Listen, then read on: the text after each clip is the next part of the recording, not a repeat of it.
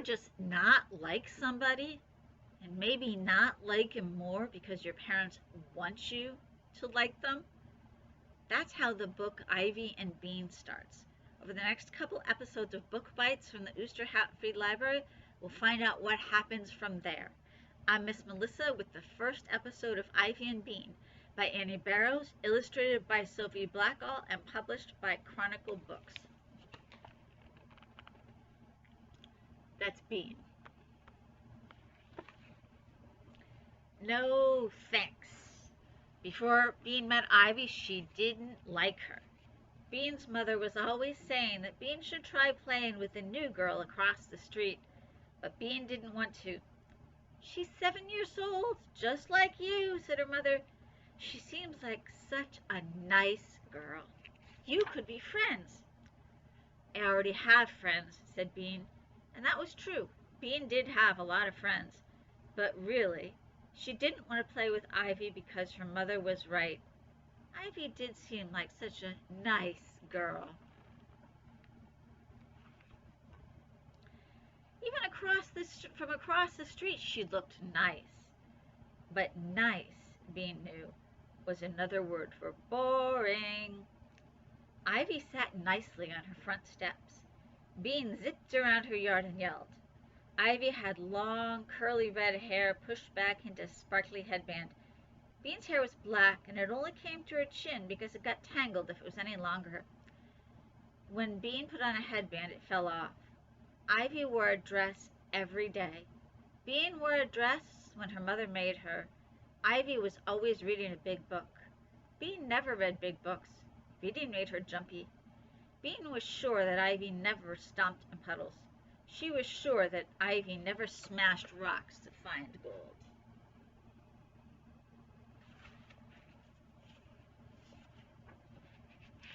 She was sure that Ivy had never once in her whole life climbed a tree and fallen out.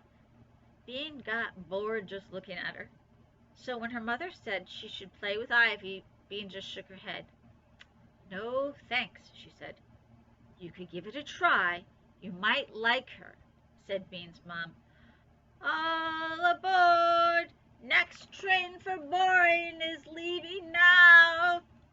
yelled Bean. Her mother frowned. "That's not very nice, Bean." "I was nice. I said no thanks," said Bean. "I just don't want to, okay?" Okay, her mother sighed. "Have it your way." So for weeks and weeks, Bean didn't play with Ivy. But one day, something happened that changed her mind. It all began because Bean was playing a trick on her older sister. Bean's older sister was named Nancy. She was 11. Nancy thought Bean was a pain and a pest. Bean thought Nancy was a boogerhead. Ever since she turned 11, Nancy had been acting like she was Bean's mother. She ordered Bean around in a grown-up voice.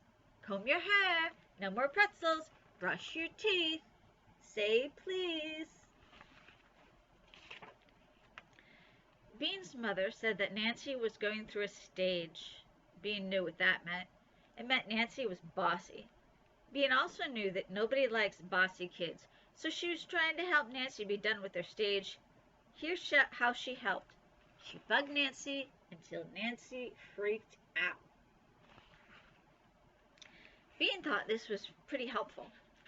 The afternoon that Bean got a great idea, she was shopping with her mom and Nancy. Actually, Bean was being dragged along by her mom and Nancy. Bean hated shopping. Nancy loved it. Nancy was trying on skirts, lots of skirts. She put on a purple skirt. She looked at her front of the mirror, then she turned to the side. Then she turned around and tried to look at her behind. "Looks good," said Bean. "Let's go." "Be patient just a little longer, Bean," said Bean's mother. "I think it's cute, honey," she said to Nancy. Nancy looked in the mirror some more. "Do you think the pockets are dumb?" "I like the pockets," said Bean's mom. Get it," moaned Bean. She had never been so bored in her entire life. She was so bored she fell on the floor. Then she took a tiny peek up at the lady in the dressing room next door. "Wah!" Get up, Bean, said her mother, this minute. Bean got up and sat on the triangle seat again. She waited. Nancy looked at herself. "I like it," Nancy said, "but it cost $40. That's all my money. I could get 2 shirts for $40. "Don't be a tightwad," said Bean. She had just learned that word. It meant someone who didn't like to spend money. "Don't call your sister a tightwad," said Bean's mom. Bean saw Nancy's eyes looking at her in the mirror. "Tightwad," Bean mouthed without any sound. Nancy's eyes got narrow, and so quick that their mother couldn't see, she stuck out her tongue.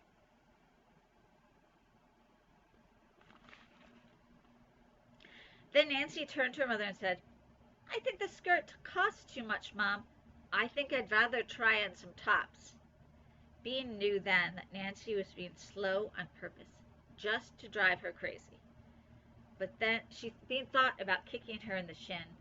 But then she got an idea. It was a great idea. It was also a helpful idea, one which would teach Nancy not to be a tightwad. And best of all, her idea would make Nancy freak out. "You'll be sorry," Bean mouthed to Nancy. The ghost of Pancake Court. Bean was hiding inside a big round bush in her front yard. The bush was right next to the sidewalk, and it was very scratchy and sticky inside, but Bean needed to be in the bush for her plan to work. Here's how Bean's plan went. She took a $20 bill out of Nancy's purse and taped a long thread to it. Then she put the $20 bill on the sidewalk. Then she held on to the other end of the thread and climbed into the bush.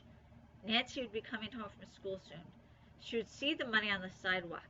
She would bend down to pick it up. Bean would quickly pull the money away, and then Nancy would freak out. Bean could hardly wait.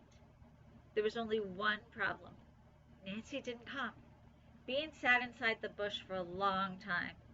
A branch poked her arm. Leaves fell down her shirt. She itched. She waited. Nothing happened.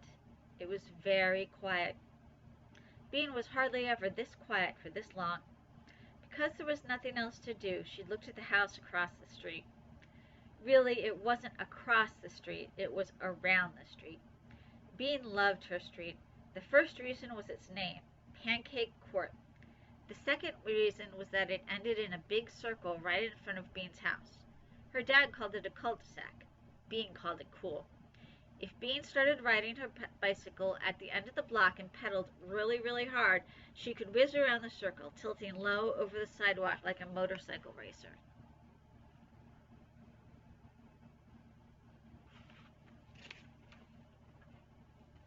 Slam! Bean looked up. She saw Ivy come out onto her front porch and plop down on the top step. Bean squinted at Ivy. Ivy looked strange. She wasn't wearing a dress today. She was wearing a black bathrobe with lots of little pieces of paper stuck to it. Weird, thought Bean. She squinted some more. Instead of a big book, Ivy was carrying a stick, painted gold. Bean made a face. What a goony costume, she thought. What a dork. Ivy sat. She didn't do anything. She just sat there all by herself. That was another strange thing about Ivy. She didn't mind being alone. She never played with anyone. Bean played with everyone. Big kids, little kids, all the kids in the neighborhood played with Bean. Even Crummy Matt, who was so crummy that he threw other kids' toys into the road, wanted to play with Bean. She took care of the little kids. When they fell down and got blood all over their knees, Bean would take them home to get Band-Aids.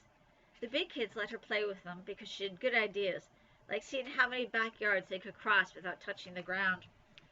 Bean loved big groups of kids playing big games like pirates or hide-and-seek. Sometimes Bean wished she was an orphan so that she could live in an orphanage with 100 other kids. Of course, she didn't tell her mother and father that. Bean watched Ivy alone on her front porch. Wasn't she lonely? Now Ivy was muttering something Bean couldn't hear. Then she began to wave the stick in the air.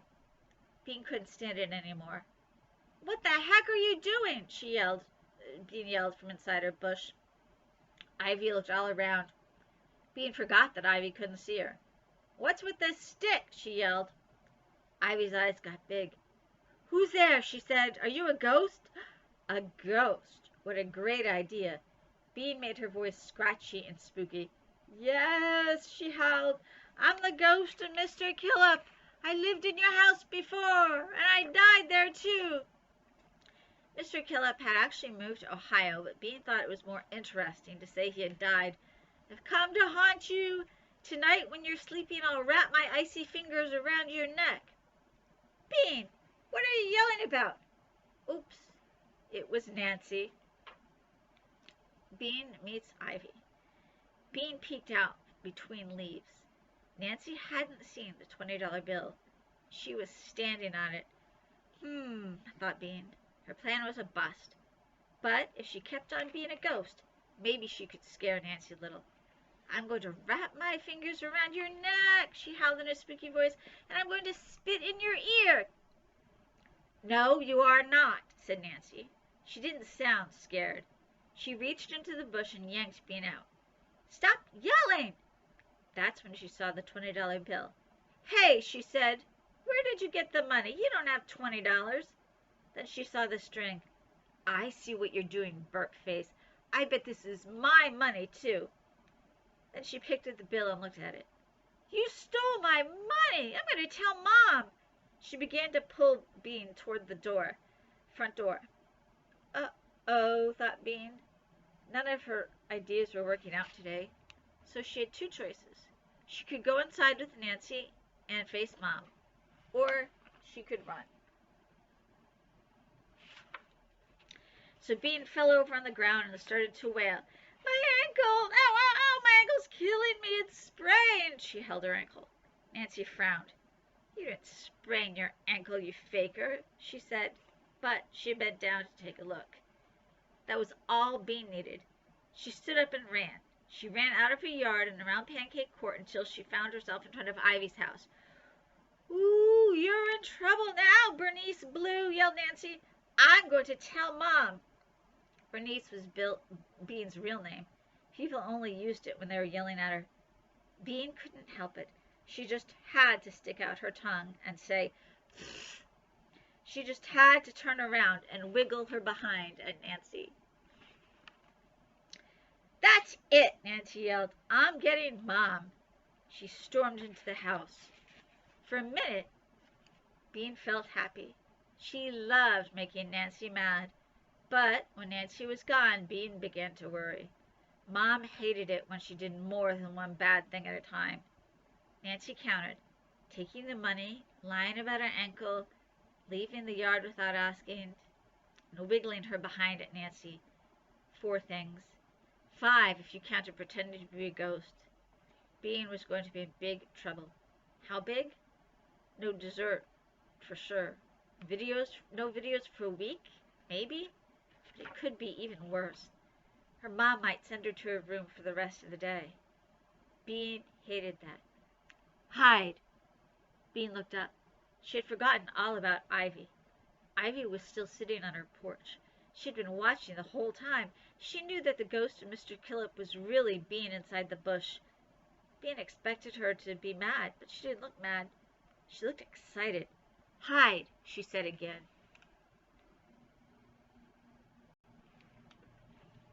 Is Bean going to end up in more or less trouble after Ivy gets involved? We'll find out next time on Book Bites.